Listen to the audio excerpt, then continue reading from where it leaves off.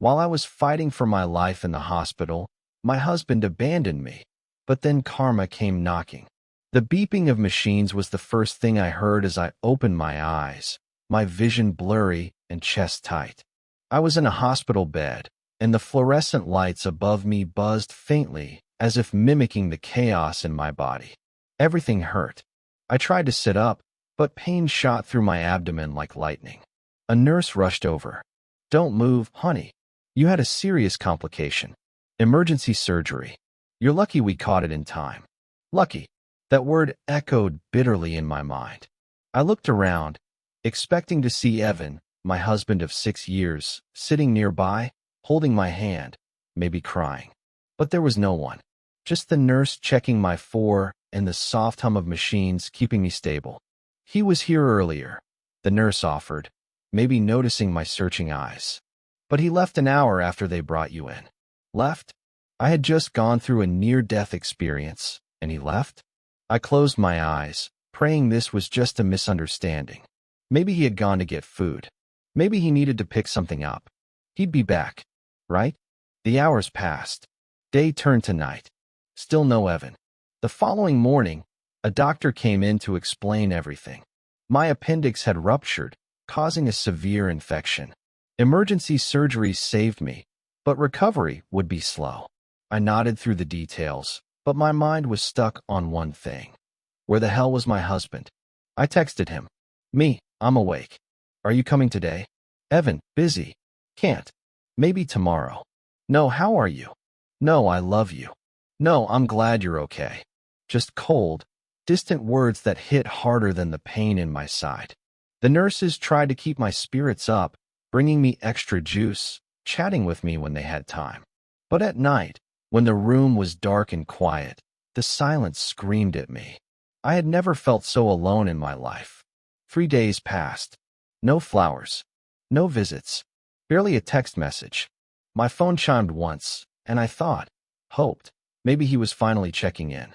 But it was my best friend, Talia. "Talia. Girl, are you okay? I just heard. Why didn't you tell me?" I burst into tears. She was furious when I told her Evan hadn't been around. "Are you kidding me? He left you? After emergency surgery?" I didn't know what to say.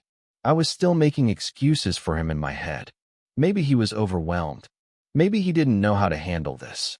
But a voice inside me, one I hadn't listened to in years, whispered the truth. He just didn't care. That night, I stared at the ceiling and realized something I didn't want to admit. I wasn't recovering alone. I had been living alone. I just hadn't realized it until now. By the 4th day in the hospital, silence became my cruelest companion. Not a call, not a text, not even a "how are you" from Evan. I stared at my phone like it was broken, willing it to buzz, to light up with his name. But it stayed dark, the screen reflecting my reality, empty and quiet. Even the nurses noticed. One of them, an older woman named Gloria, brought me extra Jell-O and gently patted my hand. "You've had a rough few days, sweetheart," she said softly. "Where's your husband?" "He hasn't been in once since surgery." I shrugged. "He said he was busy."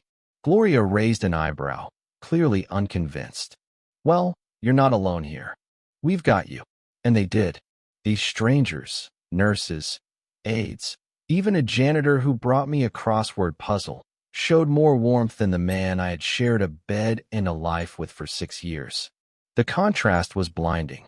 That afternoon, while I was watching the rain streak down the hospital window, a younger nurse named Clara came in to check my vitals. She was chatty, kind, and trying to distract me from the weight pressing on my chest. "So, I think I saw your husband earlier," she said, casually, like it was good news. I perked up. "Really? He was here?" Clara hesitated, glancing at her tablet. "I think so. Tall guy, dark hair, gray hoodie?" He was walking down the hall with a blonde woman. They looked close. My heart stopped. "A blonde woman?" I asked, trying to keep my voice steady. Clara immediately looked regretful. "Oh, maybe it wasn't him. Sorry, forget I said anything." But I couldn't forget. Was it him? Was he really here? And didn't even bother to come in? And if it was him, who the hell was she? Suddenly, everything shifted. The silence wasn't just neglect. It could have been deliberate. Was Evan seeing someone? Or maybe it wasn't that simple. Maybe he just didn't care. But then, didn't that hurt just as much? Lying in bed that night, I stared at the pale ceiling tiles and tried to make sense of it all. My body was recovering, but my mind felt like it was being pulled apart. I started replaying memories. Little things. Subtle moments that, at the time, I'd brushed off. The way he'd stopped saying, "I love you" first. The nights he'd come home late, claiming work was crazy. How he barely looked up from his phone during dinner. How he always forgot our anniversary until the last second. How he didn't visit me once during a miscarriage scare a year ago and blamed traffic. I hadn't wanted to see it. I was too busy holding us together. Too desperate for the version of Evan I thought I married. But now the cracks were too big to ignore. My hospital bed had become a magnifying glass, burning through all my blind spots. It wasn't just the blonde woman. It was everything. I turned away from the window and closed my eyes, but sleep never came. Evan was slipping away from me. Maybe he already had. And for the first time, I wondered if that might not be a bad thing. It had been nearly a week of silence. A week of waiting, questioning, and slowly beginning to understand that something was deeply wrong in my marriage.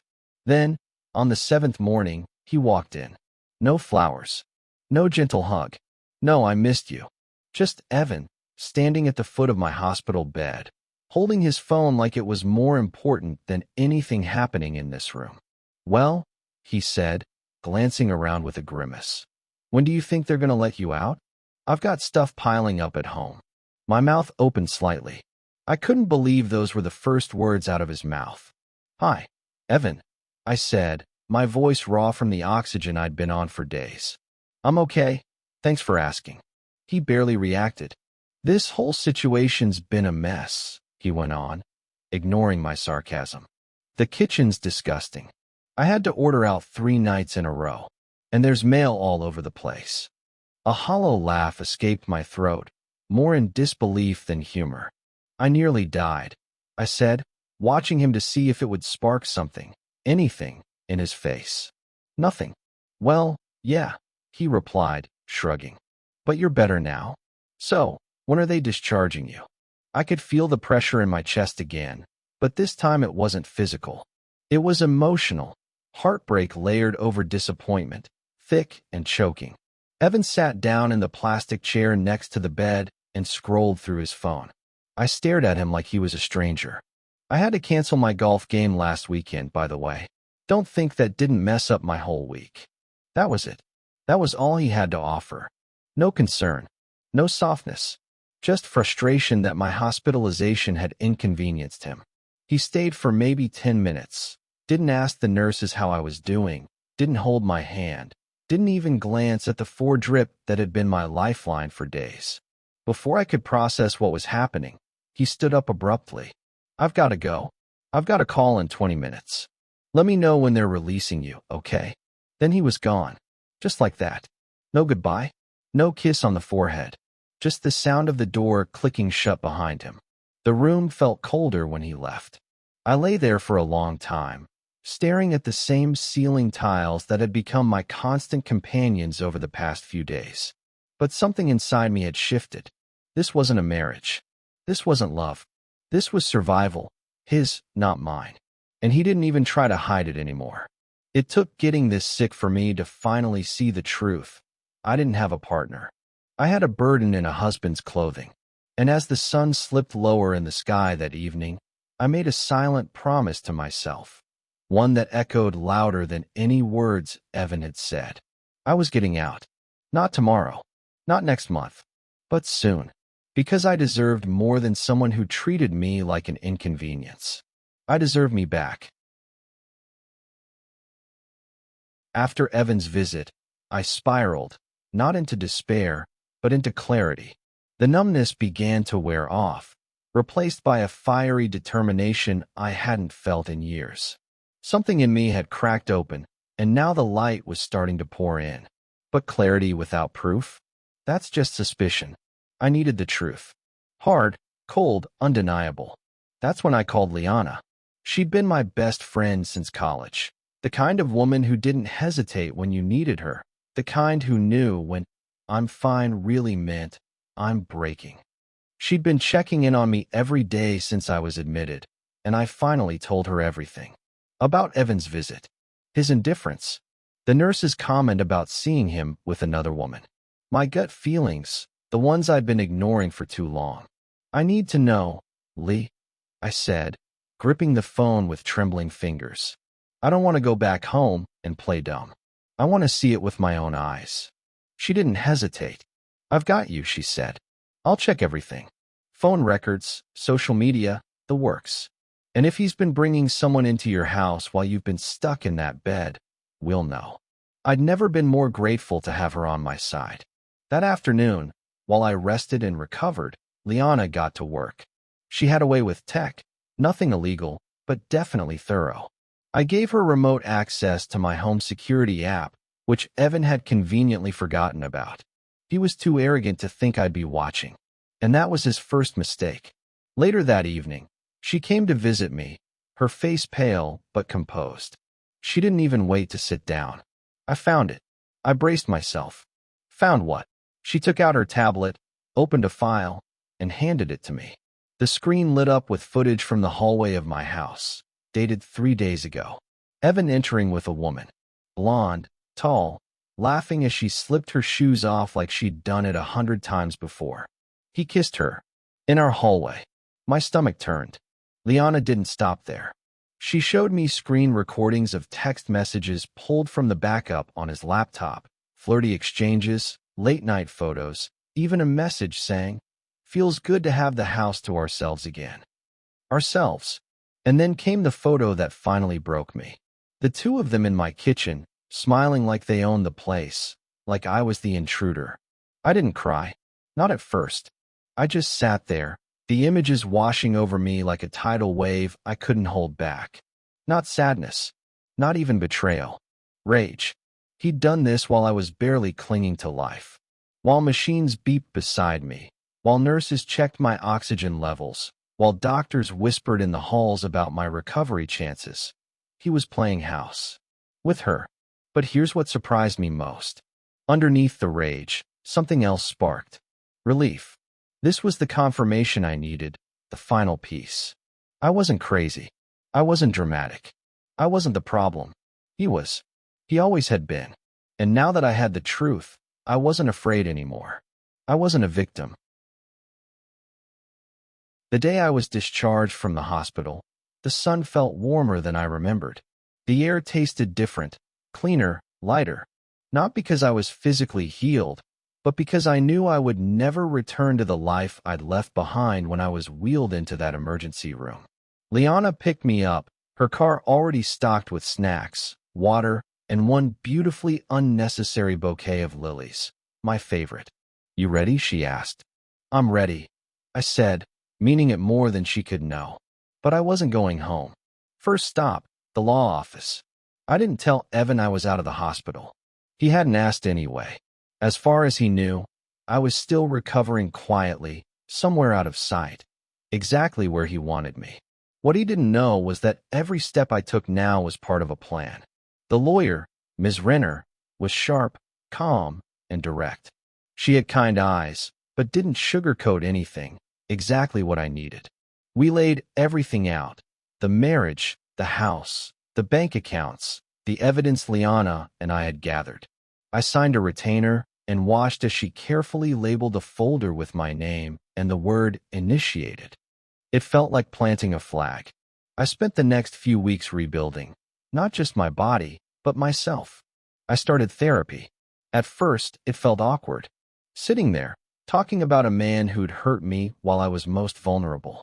But slowly, piece by piece, I began understanding how long I'd been shrinking for him.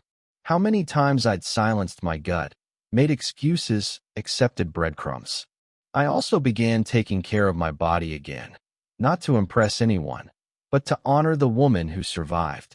Walks in the park, fresh food, new clothes that actually fit me and not some past version of myself. I even cut my hair, not drastically, but just enough to feel like a clean start. And then, of course, Evan noticed. It started with a text, "Hey, you good?" Then another, "House feels weird without you." And then a knock at the door, flowers in hand. The same kind he used to bring when he'd forget an anniversary. I didn't open the door. I watched from the window as he lingered for a moment, then left the bouquet on the step. Funny how predictable guilt looks. He started calling more after that, trying to talk, pretending to be concerned, asking if we could work on things. I never answered directly, just smiled politely, said I was resting, recovering. I didn't owe him my anger.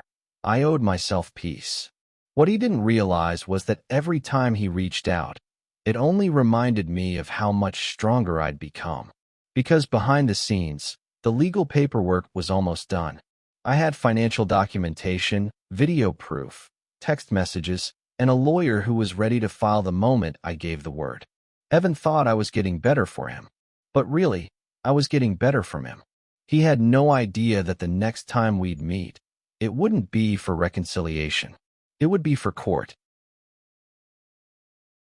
I invited Evan over on a Thursday evening. Calmly. No yelling. No accusations.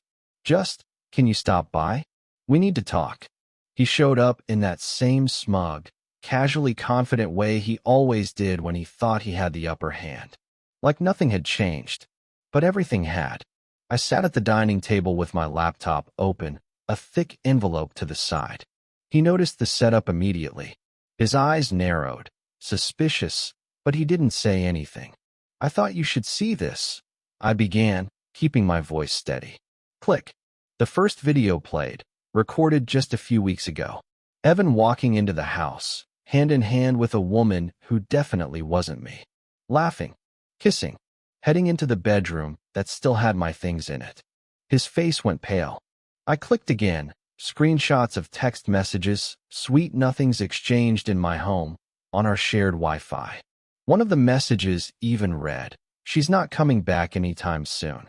We've got the place to ourselves." Then I slid the envelope across the table.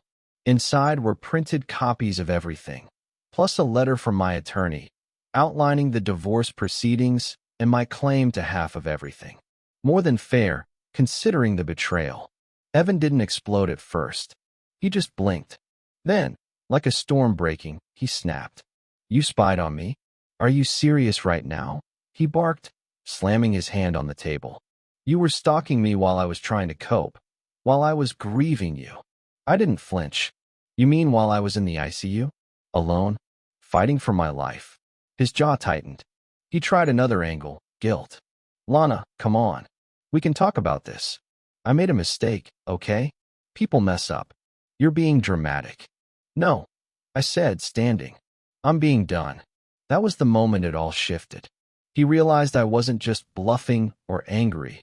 I was prepared. I had taken my time, made my moves, and built a fortress of truth around me. There was no way out for him. He tried to argue, threatened to get his own lawyer, said I'd regret ruining our marriage. But I could see it in his eyes. He knew he'd lost.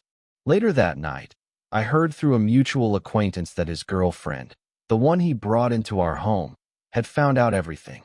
Someone had sent her the same screenshots. She confronted him, humiliated, disgusted, and stormed out. For good. Apparently, she had no idea I was still alive when he first brought her over.